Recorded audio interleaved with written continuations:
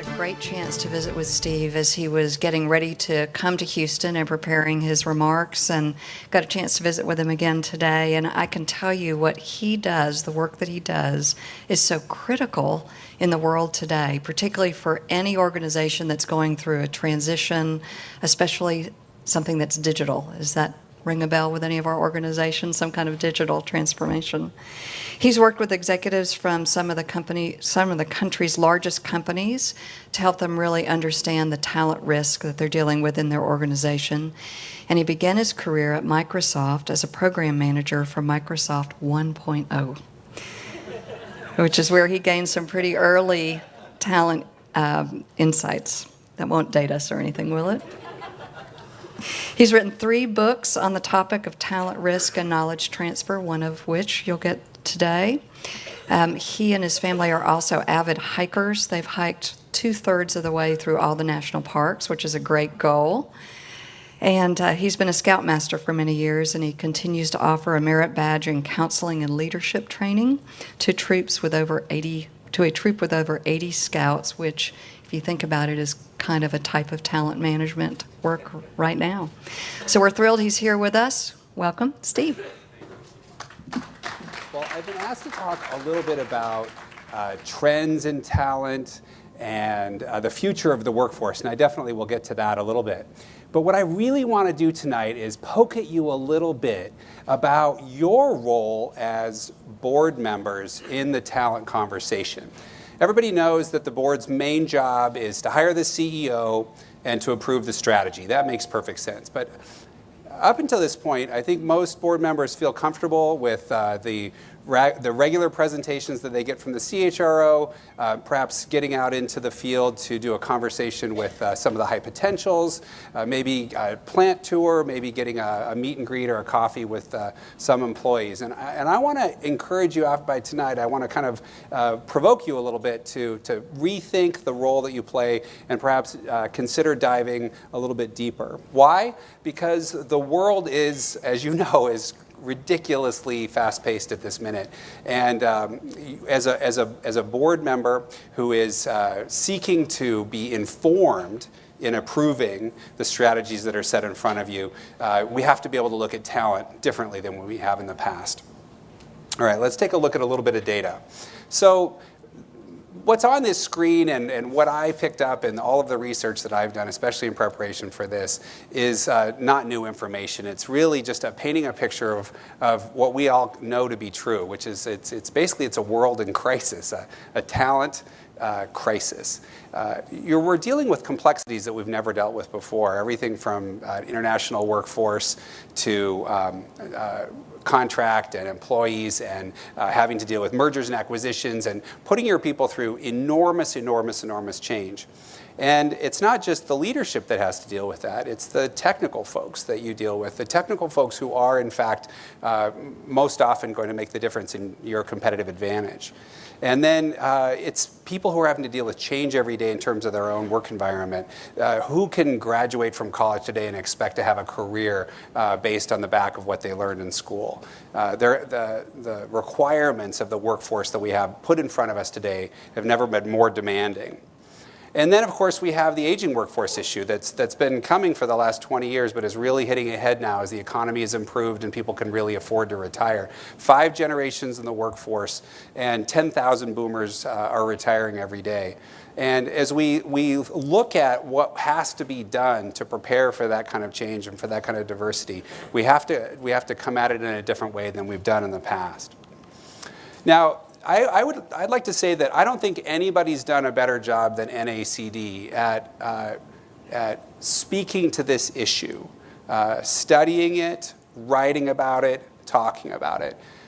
In 2013, you may remember that NACD did a Blue Ribbon Commission entitled Talent Risk Management. And I was so impressed by it that I actually included half of the recommendations verbatim in the book that you're about to get. They really looked at the problem and they laid out a set of very specific requirements for boards as they think about talent. And then you all, as a chapter, did some work here in the spring last year and wrote a white paper on the topic as well.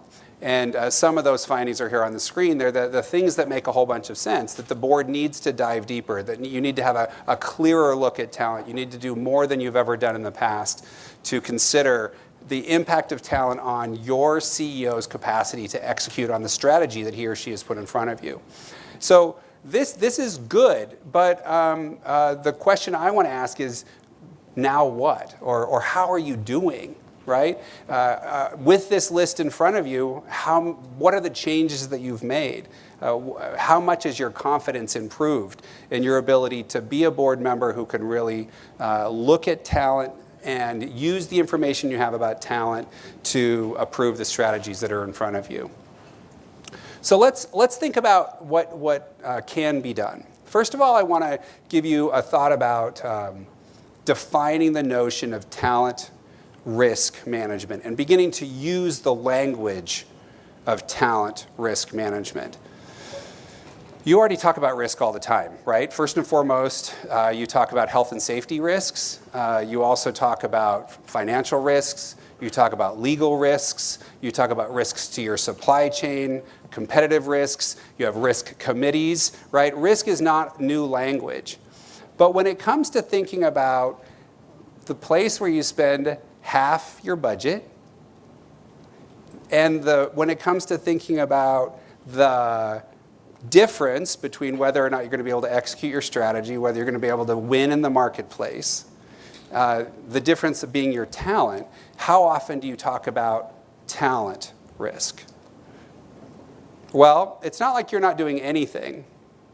Certainly, you have a whole bunch of information. So in visiting with people in advance of this event, I took an opportunity to do an inventory of all of the various ways that you're already thinking about and working on talent. And so I want to paint this picture. You're a board member who has the best current version of talent data available. You've got the best there is. You have a fantastic set of engagement scores, not just the data, but you've also had somebody pore over every single individual comment and analyze what people really meant by their numbers. You've done a superb 9-box exercise, which has led to a terrific succession plan, super clear idea of who's going to be taking over the next leadership pieces. You've got a terrific look at the demographics. You know exactly how old everybody is. Who doesn't want to know that?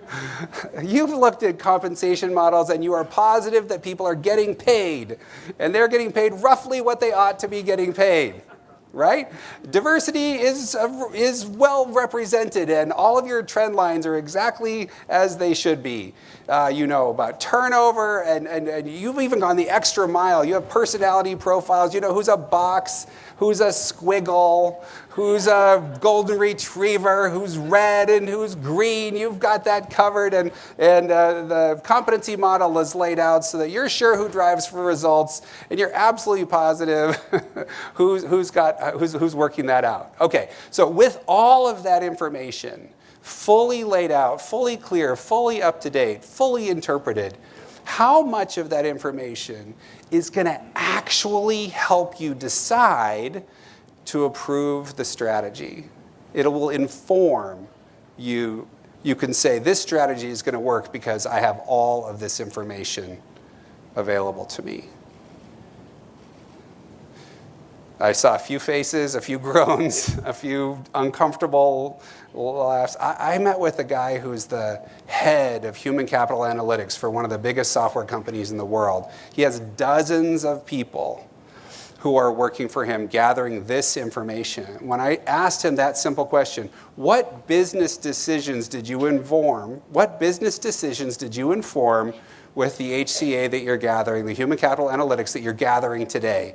And he couldn't answer my question with a straight answer. Okay, so I just want you to consider that it's not like we're not trying. It's just I wonder if we could do something a little bit different. And I don't want you to feel bad because this is hard, right? This is a difficult situation to be in. And here's the reason. You sit on the board, and your job is to hire the CEO and approve the strategy. the CEO and the executive team also sits sort of in that ivory tower, right? And then there's the people who do the work down here. Those folks are the ones who are delivering every single day. And in between you and them is what I call the technical fog.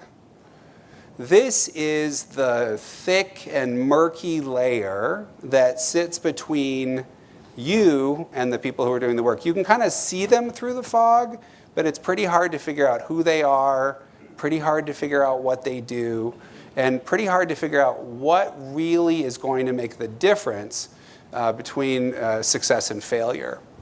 And because of that technical fog, we get lost. We get a little bit confused, and we have some trouble with that.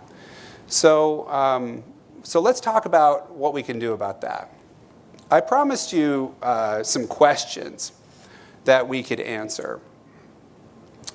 And these are questions I want you to know are not academic. So these are very practical, straightforward questions that I want you to feel comfortable asking of the executives who work for you. And I want you to expect an answer to each one of those questions that is clear and in plain language. And be prepared for that to be awkward and a little bit uncomfortable in the beginning, but something that you can expect and that we've seen over time. Here's the first question. How do you measure that your strategy is clear down to the front line?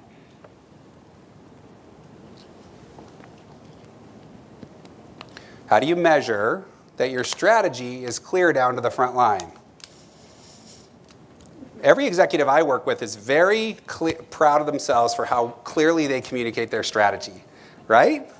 So they'll have like fireside chats, and then they'll do lunch and learns, and then they get on a plane and they fly around the world to meet with all their people, and they'll give speeches, and the hip ones they'll tweet about their strategy, and they'll do YouTube videos, they'll do morning conference calls or voicemails to lay out their strategy. Everybody's very proud of how much they tell the story. But none of that is what I'm asking. So I'm not asking, what are you doing to communicate the strategy, which is a far easier question to ask and answer. I'm asking, how are you measuring that anybody has any idea what the heck you're talking about? Okay? Anybody feel guilty right now? Because you wore the executive hat. You had one too many fireside chats. Okay.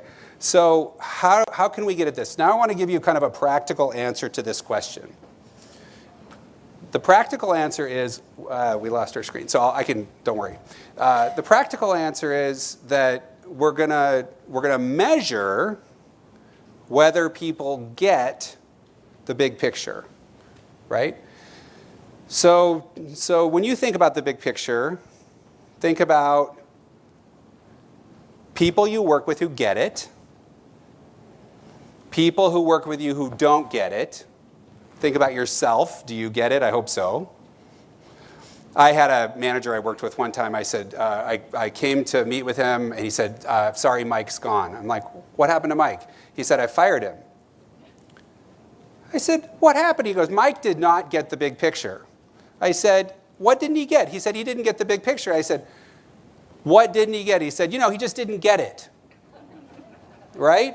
And because the big picture is this soft, amorphous, it's like, you'll know it when you see it sort of thing. And that's just the same as we treat strategy. So if we're going to manage talent risk and we're going to approve a strategy, we better make sure that it's being understood. So here's how I think about the big picture. Here's exactly how I think about whether measuring somebody gets the strategy. They need to be able to answer 7 to 9 questions. And when they answer those questions, they need to have answers that are consistent with their boss and their peers, wherever they are in the organizational structure. So if I'm a frontline employee, I should sound like the other engineer and my boss. And if I'm a vice president, I should sound like the other vice presidents and the president. And if I'm the president, I should sound like the board. We should all answer the questions consistently. And so let's talk about what some of those questions might be. These are in my book, the book you're about to get, and they're also, you can just Google Steve Troutman Big Picture and you'll get the questions that way, and I've got a few of them on the screen here. You can modify the questions for what you care about, but these are the ones I've seen over the years that make a big difference. One of the questions is, who are our customers? So I know that a lot of you are board members for nonprofits. So let me give you an example from the nonprofit space. One of the organizations I've worked with for years, it's called the Kindering Center. They're based in Seattle. And they serve children and families, and the kids have disabilities from 0 to 3 years old. So imagine you're a young family and you bring a child home and you have to learn how to be the parent of a child with a disability. Hard enough to be a parent, right? Most of us have been through that. Way harder when you have to deal with that. So when you think about who's the customer for the set of services for that nonprofit, it's obvious that the child is the customer, right? But who else is the customer? The parents, the family, the support system for that child. Now you have to ask this question, which one's more important? And you say both, but you can't. You're not allowed to say both. You actually have to pick, and you have to talk about it. Is it more important that we provide services to the child and we spend all of our money and all of our time and all of our focus on providing services to the child, or is the family more important? Because at the end of the day, that's how this whole thing is going to work. Now, you can philosophically argue all day long, and I'll say good, because that means you're having a conversation about who your customer is, and it will help you make decisions about how to prioritize and how to spend your time and how to spend your money. And if I get up in the morning and I have a choice between working on one or the other, I know which one's more important. That's an emotional question for a nonprofit that serves kids with disabilities, but it's the exact same question that all of your employees in the private sector also face. And another question that comes up in terms of customer is just thinking about sometimes you'll have 5, 7, 10 different customers that you serve. It's the boards, the employees, it's the products, the different things that are solutions there. And being able to have somebody who could say, here's the 7 customers that are on my list and when I think about it. One example we use is for IT professionals. If you're literally on the help desk and you have 2 phones on hold, one of them is the vice president whose cell phone's giving him some trouble, and the other one is a salesman trying to close a deal. Which one's more important? You can say it's obvious that it's the salesperson, but if I'm a frontline employee and I don't get the big picture, I might choose to deal with the guy I'm afraid of before that bozo that I already know I have beers with on Tuesdays and he's on my softball team, right? And so when we think about answering the question and writing it down, what we see is, and I see this all the time, is people do what you just did. They're like, well, there's a little bit of a conversation and then there's something to do about that. So I recommend not only that you ask the questions, but that you actually write the answer down. The second one I wanted to bring up was who's our competition? Now, in the public sector, we compete every day. And so in the private sector, we compete every single day. In business, we compete every single day. So we can talk about who our customer is. But I was with a group of executives recently where a head of an engineering team said, our competition is an existential threat. Now, that's how we talk about nuclear war, right? It could happen, right? But I'm like, wait. How is your competition? Well, he goes, well, we've been in business 100 years. We have X% market share. We have won historically. We're good. I don't want my people freaking out about the competition. I want them to focus on the engineering that's at hand. Now, his boss said, let me tell you a story. He said, 3 companies were founded in the last 2 years by our former employees. All of them are startups that are competing in our space. And then he drew a picture on the board. He drew a picture of this little startup is going to kick our butt in the bottom end of our product, and this startup is going to kick our butt in the middle of the product, and this startup is going to kick our butt in the top end of our product. 3 companies that are nimble, that are quick, that are hungry, they are coming to get us. And there was this stunned silence by the head of the engineering team whose job was to secure a solution that would allow them to win in the marketplace. So the notion of who's our competitor, which should be ridiculously obvious to you and to everybody you work for, may not be quite as clear as you think. So literally writing them down. What's the name? And what are they doing that we're afraid of? And what are we learning from them? And what are we doing to compete? And if you can't get a crisp answer for that question, then you have a problem. You have a problem that you can solve, a talent risk problem that you can solve. Now, competitors in nonprofits. Do you have any competitors as nonprofits? Yes, of course you do. Of course you do. You're competing for money, and you're competing for hearts and minds, for brain space.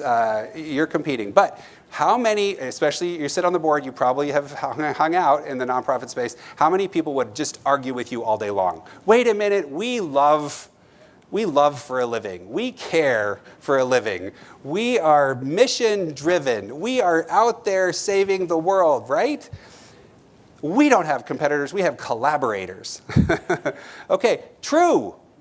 I'm making a little fun, but it's true. What they're saying is true, but it's just a mindset that we have to consider. So for those of you who sit on nonprofit boards, to be able to talk about competition openly and say, these are the organizations, what's our niche, what's our unique value proposition to the people that we serve relative to all of the other nonprofits who are in the same space serving whoever it is that you're serving. So that's another piece of the puzzle, asking and answering that question. And then we want people to be able to say the bottom one that's there is people to be able to say, what are you literally doing to help execute the strategy? Can you talk about your role in the organization and be able to do it? Now, if I'm a president talking to vice presidents, if I'm a vice president talking to directors, directors talking to managers, managers talking to frontline employees, we should be able to draw a line that is clear from the top to the bottom. Everybody ought to be able to see that. But when you ask the question, so I was with some employees, some frontline employees who were at a major company, one of the top 5 retailers in the world, and laid these questions on the table. And this frontline employee who happened to work in IT, she said, I don't know. And I don't think anybody knows. Okay? So, does it matter? All right, does it matter? Okay, so let's bring it back to the board level. You have to approve the strategy, and you want to be able to be confident that you're approving it, and you also want to be confident that once you approve it, it's going to be in the heads and hands and hearts of the people who are going to actually do the work. Can you ask this question of your CEO? And then when you visit with people, when you're out in the field talking to the employees who operate in your company, can you ask them this question, these questions, and just see what happens? Just see what happens. What I know is that I might be crossing a line, right? Boards are not supposed to meddle. You get yelled at for meddling once in a while, right? But I dare you to do it anyway, okay? What's it going to hurt? Because you're not telling them what the answer is. That would be meddling. You're asking the question and expecting a consistent set of answers to make sure that the strategy is clear down to the front line. If it's not, then you have a leadership development opportunity. When you're hanging out to interview successors to the executive team, and this is a great set of interview questions. So in your vision, what are our products and services, and which ones are more important? Who's our customer, and which one's more important? Who are our partnerships, and which ones are more important? What are you measuring, and which one's more important? Give them a minute, ask the question, and see what happens. All right. We're going to take questions at the end, too, and so I hope you'll come up with a bunch of good ones. All right. Here is a second question. You're talking to the CEO. He or she has put the strategy in front of you. You're expected to bless it. Ask this question. Who are the 5, 10, 15, 20 to 50 people, their names, the names of the people who are going to make or break your strategy? Who are they? And you should expect a real list. They'll go, yeah, it's about 20 to 50 people. That's not what I asked. I would like to know their names. And then if you want to, you could say, I'd love to meet them. What an interesting batch of humans that would be, right? The people who are going to make the difference. Now, many of you know Wayne Schertz. He's the CIO of Cisco Foods here locally. And Wayne calls these people his pacers. Okay? And pacer for him is that he says, I have hundreds of people who report to me, but I can only move as fast as these people are available. I can only move as fast as these people are available. They are setting the pace for my capacity to execute against my strategy. That's why he needs to know who they are. That's why you need to know who they are. So making the list is table stakes. Just seeing the list is fascinating. Sitting with an executive who runs a big wiring company that does wiring and distribution of cable and wire and things like that. And he's about to do his SAP rollout. And he said, yeah, the last rollout we did, those people were sleeping under their desks, subsisting on pizza. And this time I would like to not kill my best people.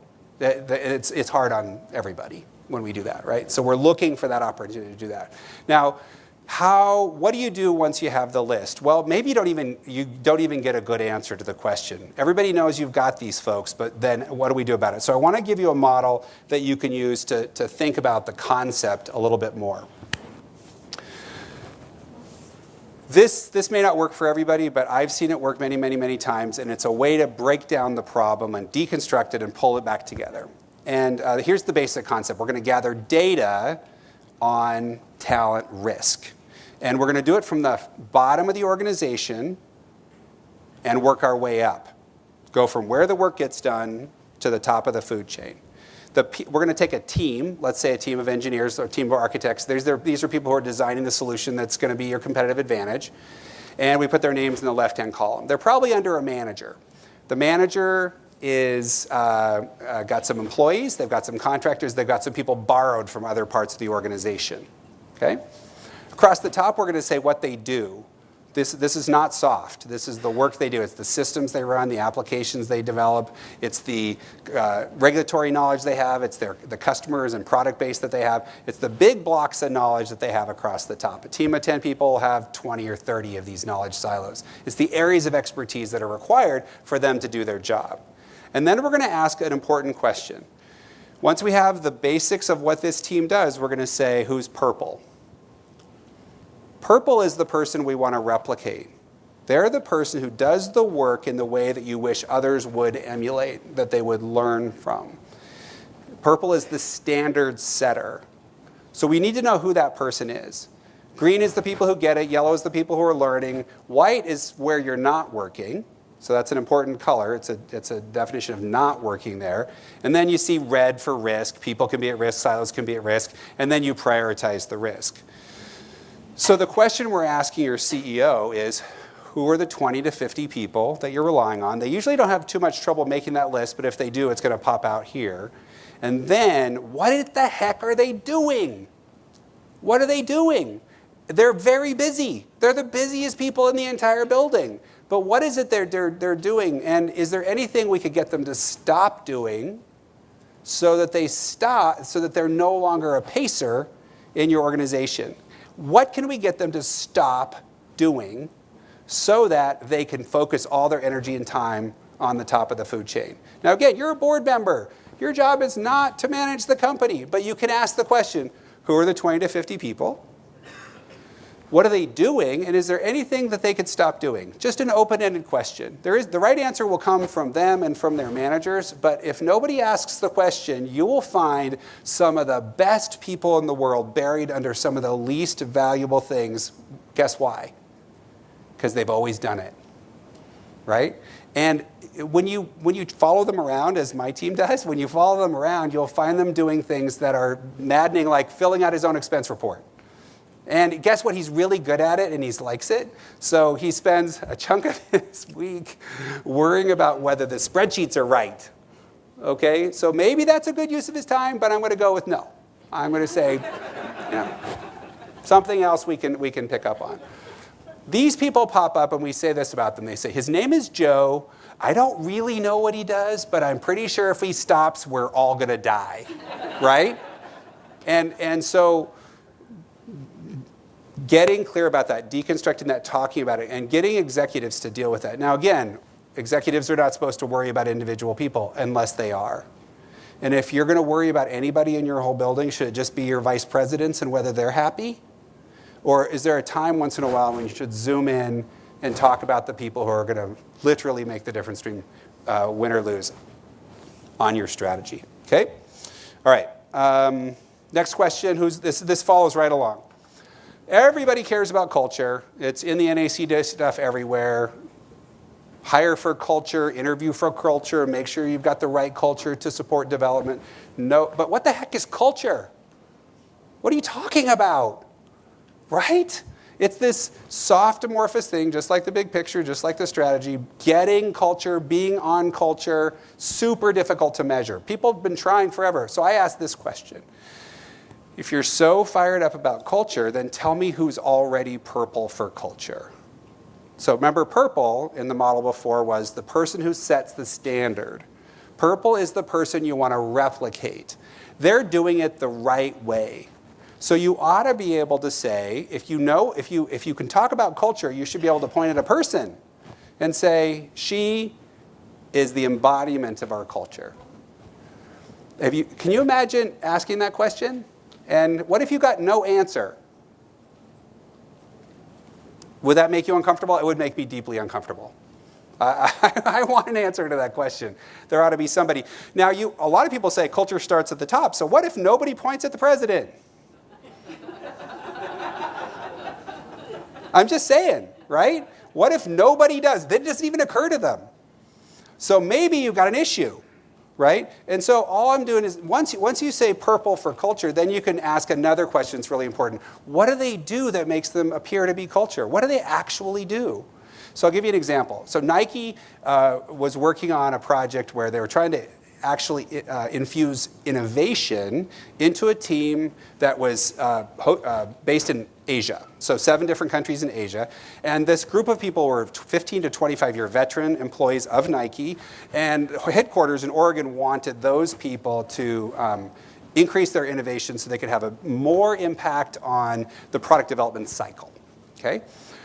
Imagine going to Nike and trying to introduce innovation, right? Holy cow, that just sounds crazy talk, right? So we asked the question, is anybody already doing it? Is anybody there's maybe 150 people who have this job title in 7 different countries, is anybody already doing it? And the answer was no. Okay, that tells us a lot. That tells us that there is work in front of us. So then the next question is, who in the world is purple for culture that we can deconstruct what they do and make it and deliver it in plain language to the people that we're trying to influence and ask them to do something different. And it turns out there's this guy named Paul, and he runs the Innovation Kitchen, which is a thing at Nike. And he happens to live in Singapore right now. Cool. So then we just chatted with Paul, and we said, Paul, what do you do that makes people think that you're innovative? What do you think he said? I don't know. It's like breathing, right? And that's what most experts say. They don't really know. But it turns out it was some very teachable things. How does he go shopping? So how does he spot the trends in the market? How does he present his ideas? How does he listen to other ideas? How does he crush dumb ideas? Right? Those are things that, how does he lead meetings that invite innovation? How does he build relationships that encourage innovation? These are not soft things. None of that was woo-woo. All of that was, we can label it, we can figure out what Paul does, and then we can teach it. So if you care about culture, and I know you do, and you're trying to change the culture or even just perpetuate a successful culture, use the notion of talent and the people who are involved in that to give you something to work with, at least to frame the dialogue. Okay? The next question came from Laura, actually, as we were talking. She said, it's not just job titles and org charts anymore. If we're going to staff a strategy We have to think about it in terms of the skills and talents, the work that's in front of us. And so this is a question that you can ask your CEOs as well. So what are the skills that are going to be needed? What is the work that's going to be needed to be able to execute your strategy going forward? So I'll give you an example from the real world here in the last few weeks. Insurance company. This is a very successful, more than 100-year-old insurance company that has become really clear that e-insurance is a competitor, right? And that the notion of buying insurance from an agent that you trust and probably sold insurance to your dad is not the way you're going to do business going forward. So they're not just talking about actuarial skills, they're talking about digitization. They're talking about automation. They're talking about a new interface with their customers. So when they think about the skills and the work that's in front of them, they have to be able to label it. And it's not just broad labels like artificial intelligence and machine learning. Has anybody heard those words recently? Again, what are you talking about? Right? I mean, that's not like that's not a thing, but it's not really a thing. Right? It's a label that allows all of us to go, ooh, wow. That's really interesting. But you're sitting there. It's just like when they started talking about cybersecurity 10 years ago. You're like, that sounds bad. But what are you going to do about it? Working with an executive who, one of the big aerospace companies, they promised the street that they would find $5 billion in new revenue. And they were going to get that money by selling data they already had to customers they already have. I like that model, don't you? That's pretty good, right? But where does the rubber hit the road? What is the actual work? Because the strategy is marvelous, right? The strategy is super clear. Take some data that's in a box, gather a little bit more, package it up and sell it for $5 billion. And can you do that by the end of next quarter? I mean, I'm not kidding. The crazy expectations. Okay, so this is a question you can ask. What is the work, not just the buzzword, but what is the work of that it's going to be needed in the next 12 to 36 months? And they should look a little bit deer in the headlights when you ask this question, right? They should be a little bit uncomfortable. Good. Now you have an opening to have a conversation, to actually figure out a way to label the work, the way to talk about where you're going to get that staff from. Do you have anybody already who's purple? Do you have anybody yellow getting to green? Can you have that conversation and pull it together? So that's another piece of the puzzle. If we're thinking about that, we can start to think about giving them a label for this notion of talent as it works forward. Okay. The other question that came up when I was interviewing folks for this talk was the notion of knowledge transfer.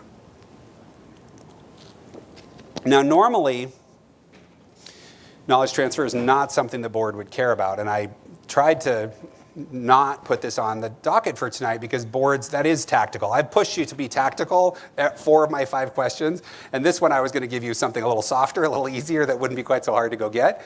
But then I was reminded that you as boards have knowledge transfer issues as well.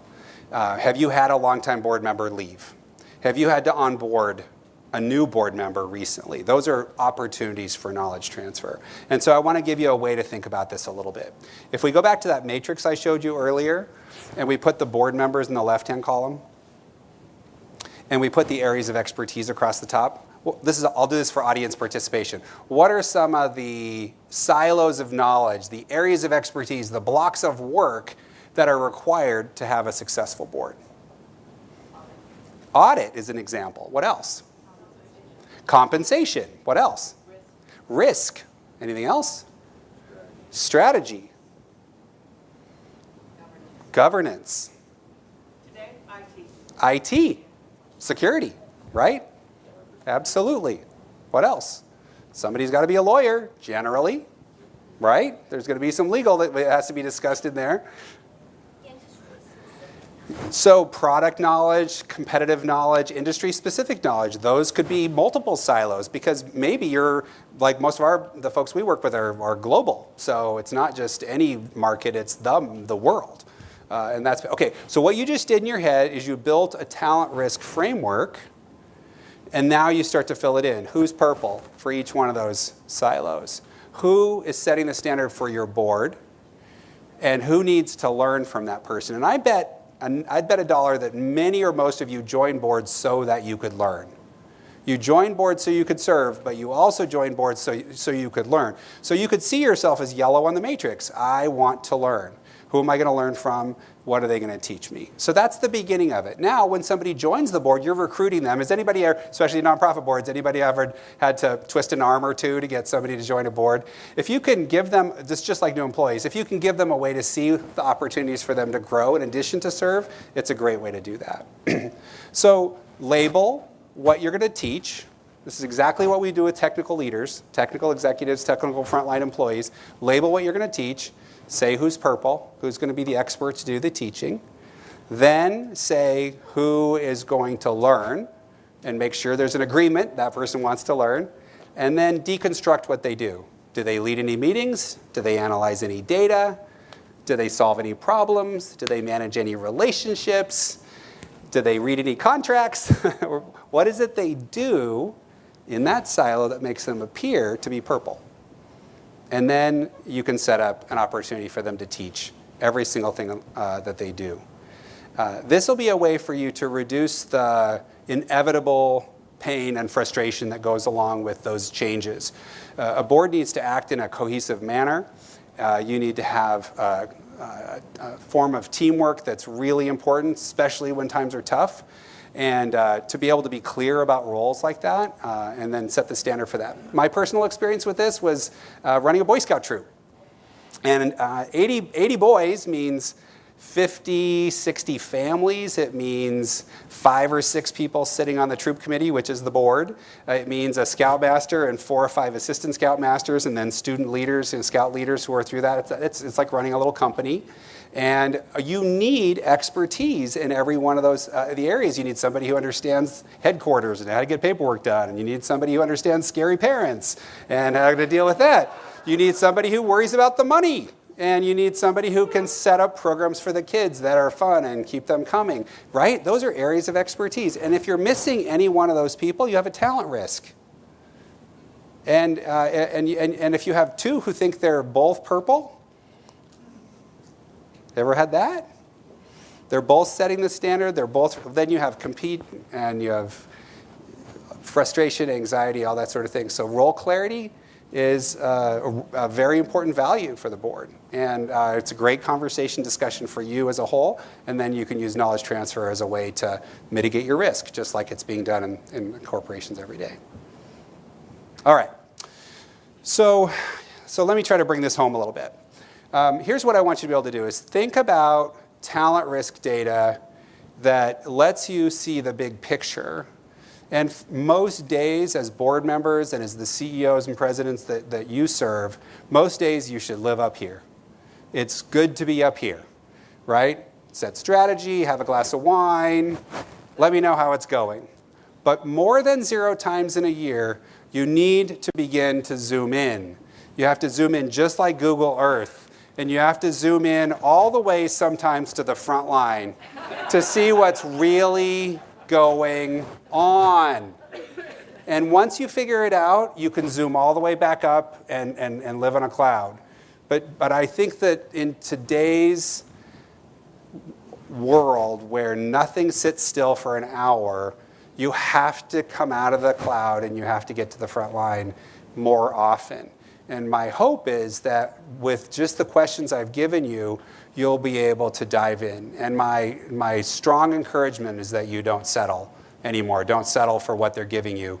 Ask new questions. Come up with your point of view and invite people to join you in that. Okay, I'll take questions from you now. Thanks, John.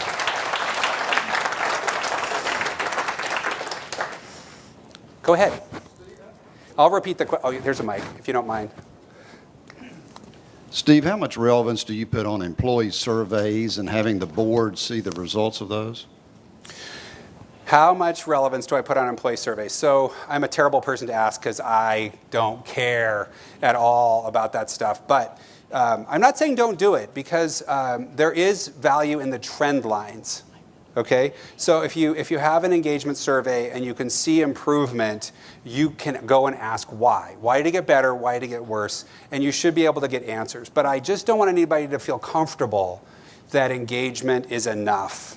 It doesn't. Ultimately, if I have a deeply engaged organization that doesn't get the big picture, they're extremely happy. They can't wait to come and collect a paycheck, but they have no idea how to compete. I'm not happy with that, right? So that's my answer to that question. Keep doing it. Don't knock yourself out, but just don't settle for that.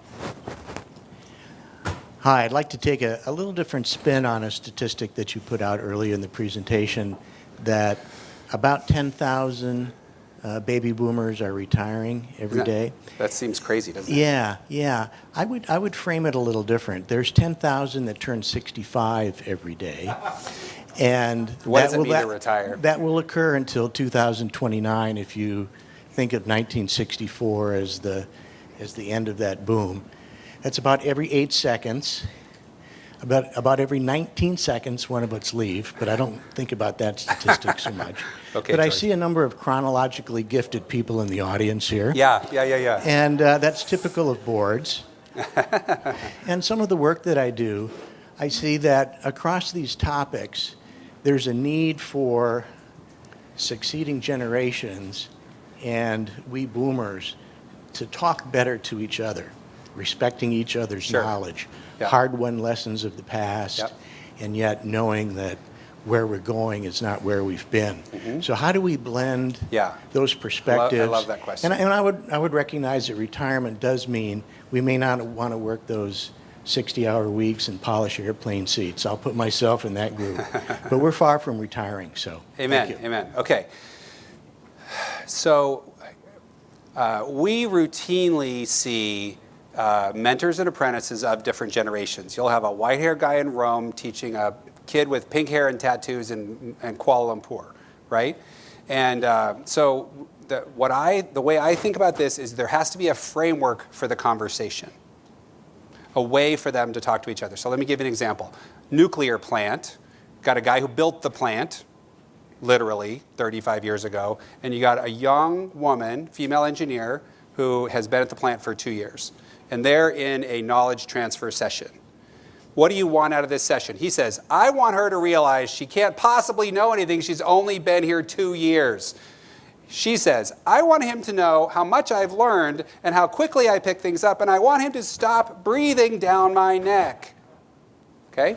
Now, they like each other a lot. They've worked together for 2 years. This is not an angry relationship. This is this is two friends talking to each other, basically talking trash a little bit. So I loved it. What he wanted was legit, and what she wanted was legit. They just were going at it like this. Okay, so if you take that matrix and you say he's purple in a silo, she's yellow, she wants to prove she's gotten a green. So you build a plan that says this is what you don't know how to do, and she says, oh yes I do, and then she can prove to him and to herself what she actually knows. And we take away the part where he goes, I think she's probably okay. I think she's pretty smart. She's picked up quite a bit. We take all that out and we say, well, there were 21 things she didn't know. She's proved that she's learned them. They are not soft. They are things like analyzing the data or solving a problem she's never seen before, building a relationship with somebody that is required for her to be able to buy the fuel for the reactor. The stuff is crazy. Some of the experts are doing things like making video games, and their job is to make it fun.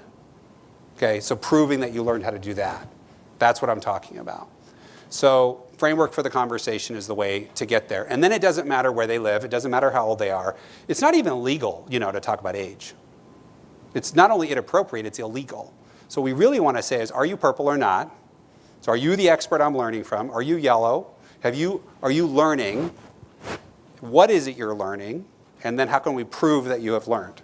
When you set it up like that, and then especially for engineers, super clear. Also works in nonprofit space. So the Kindering Center I was talking about earlier, they have all these therapists, and their job is to teach a family how to feed a child who has a disability. And so there's a whole bunch of secret sauce in that as well that is all about calming a child and calming a mother who is worried about her child. That's what I'm talking about. It's that's who's the expert in that and who's going to learn. And what if that woman doesn't speak English as a native language? Then how do you do it differently? Or comes from a culture that has different traditions or habits than we do. How do you do that differently? So that's my belief on it. Take the emotion out, make it practical, do something about it, and then measure the heck out of that. Thanks, George. Go ahead.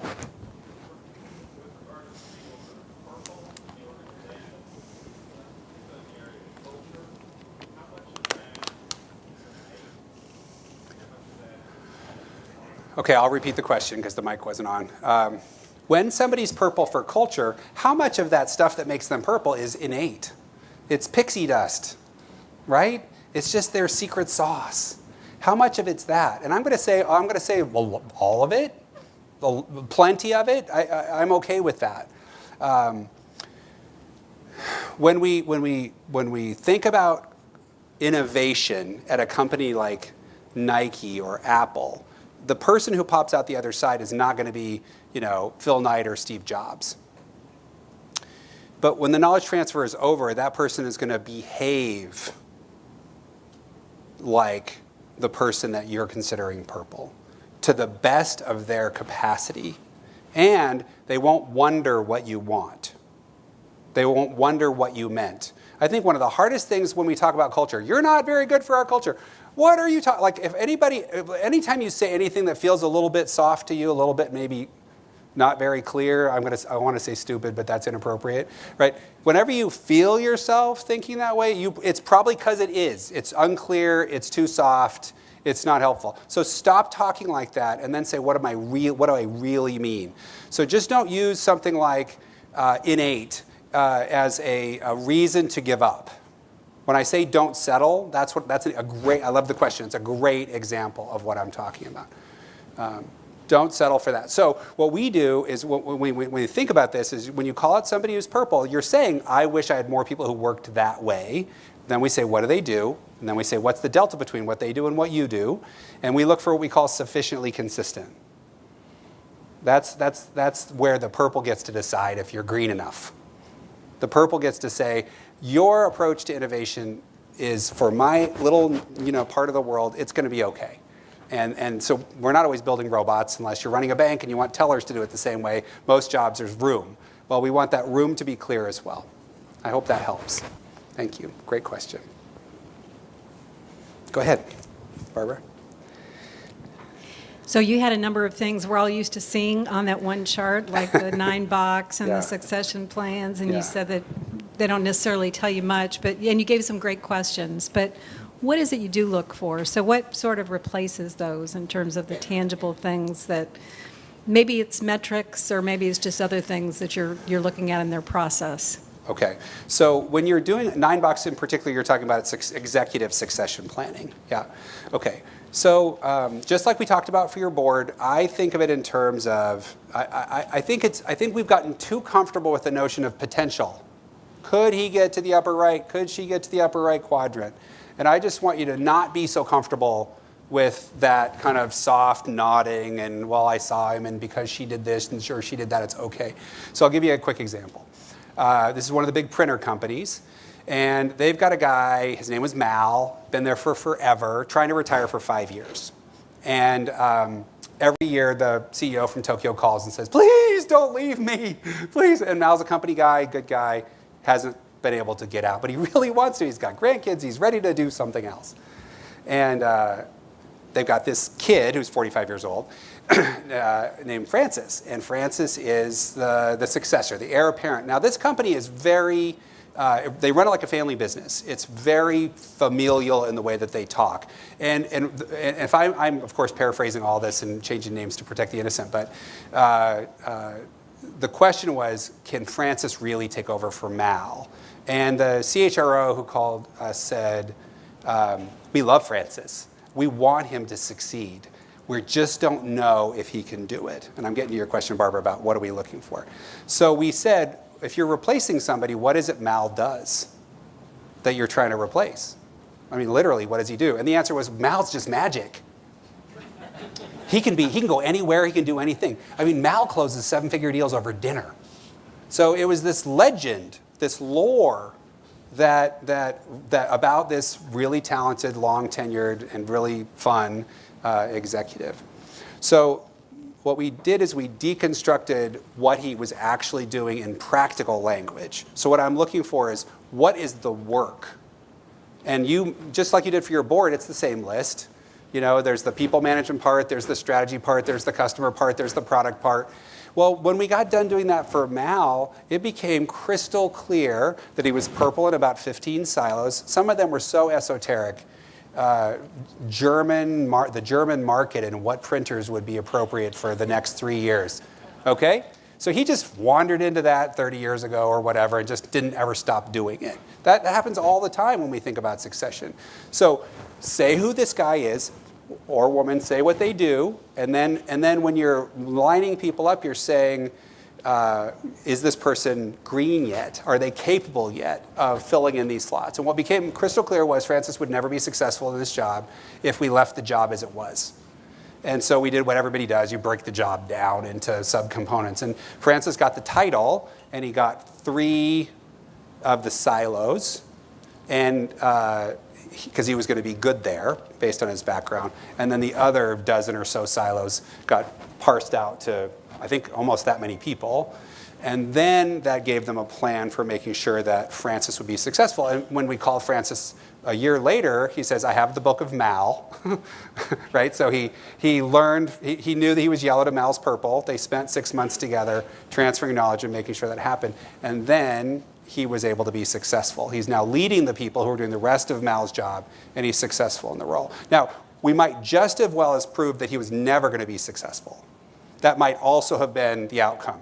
Francis we could have proven he was going to fail, and then that talent risk could have been avoided. And a really talented person would not have had to be blown up, which is what happens when we put the wrong person into the slot.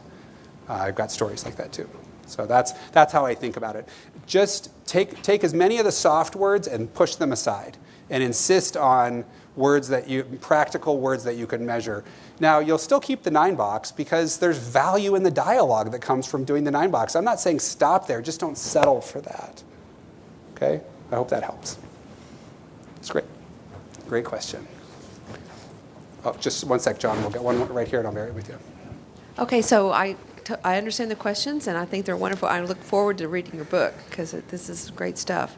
But one of the, as we have, each of us are silos in our relative environments, it seems to me that before you can ask these tough questions that are tough to answer, you've got to have total alignment within the board itself, so that you have, when there gets to be a pushback and you don't want to settle for the non-answer, that you have the support around you that makes sure that. And how would you go about doing that? Or could you touch on that a little bit? Yeah, I love that question. So do you have to have board agreement that those are the right questions and that an answer is critical? And if you don't have that, should you get that first before you start asking the questions? That isn't how I would handle it. I would do it by like this. I would put the questions on the table. First of all, they're questions every leader should be able to answer. Who's my customer? And which one's more important? What are our products and services? Who are our partners? How do we measure our success? These are not, I mean, sorry, but those are not hard questions. But if the answer is not forthcoming, if it's not easy, then say, that's why we're here. We as your board want to help you. Let's you make a pass at it, we'll help you, we'll think about it. Do it in collaboration with the executive rather than as a top-down thing. We're going to lay them on the table as an evaluation and as a way for us to make sure we're in alignment with you. And if we don't have clear answers and we're not in alignment with each other, like we as the board, then that's the definition of not getting the big picture. I mean, you have to sound like your boss and your peers. That's the measure of success. So I'm rambling a little bit, but I'll try to paraphrase what I'm saying. If you and the board are not in agreement, you can start there. But I wouldn't hesitate to start with the executive and see what happens. Because maybe the board will just agree with the executive, or maybe the board will realize that's why we're not doing very well as a functioning team. At the end of the day, the measure is always the same. The answers are consistent between the boss and the peers, or whatever, who you are in the organization. Hope that helps.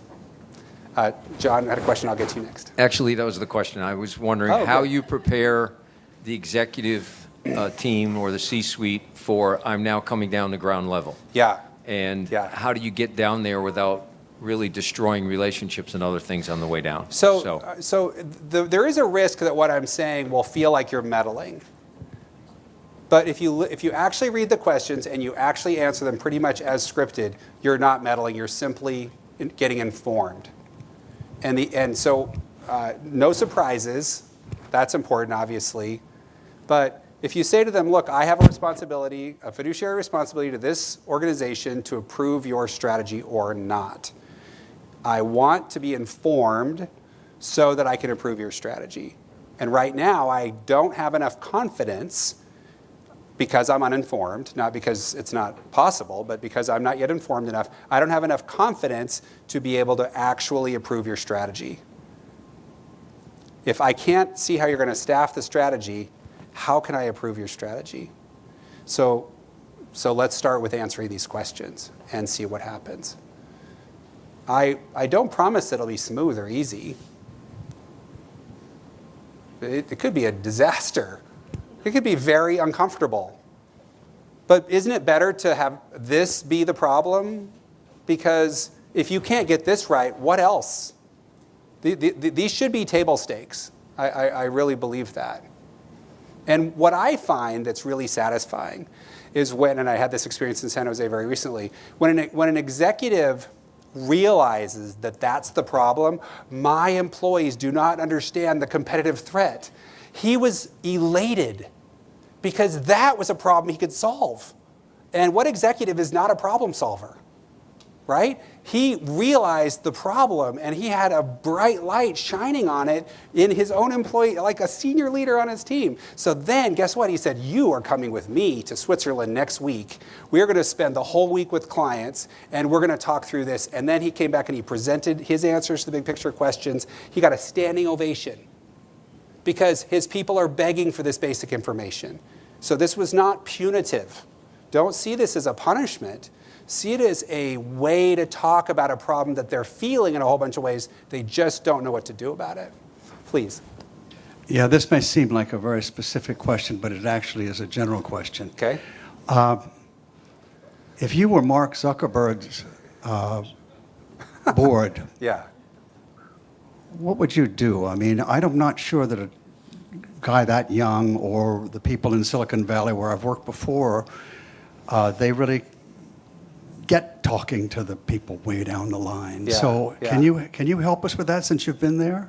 Well, you're already, from what I'm talking, you're already finding ways to invite yourself into all kinds of conversations. I was just at a company that had the board visiting. The problem is when the board visited, they went to a lot of trouble to roll out the red carpet. They literally repainted the building and redid the landscaping on where the cars came in. So, I don't know. I mean, I think that what you're trying to accomplish here is the right thing. And if you have an executive who's really uncomfortable with this, then you have to wonder why. And you're not starting with talking to people. You're starting with talking to the executive. Hey, talk me through the big picture. Hey, how are you measuring whether your people get your strategy? Hey, who are the 20 to 50 people that you're worried about being available to help you execute your strategy? Hey, what's the work you're going to need in the next 12 to 36 months? If they have crisp answers to those questions, and they ought to, you're good. You can approve their strategy. But if not, then the problem you're solving is, how do I approve your strategy without this information? But the EU is his strategy The EU. EU, the European Union is his problem, his strategic problem. Okay, yeah. I mean, I'm talking about talent. Okay, so I don't have an opinion about what their strategy is. I just want to make sure that if you have one, I can prove it's clear and that I can prove your people get it and that they can execute it. That's the direction we want to be able to go. Okay, Stevie, really, thank you very much. It's right on point. I know I was listening to you, and I know there are a lot of things that I was sitting there going, oh, I got to take that back to my board, and I got to take this back to my board. But thank you very much. Thank you, bud. Appreciate it.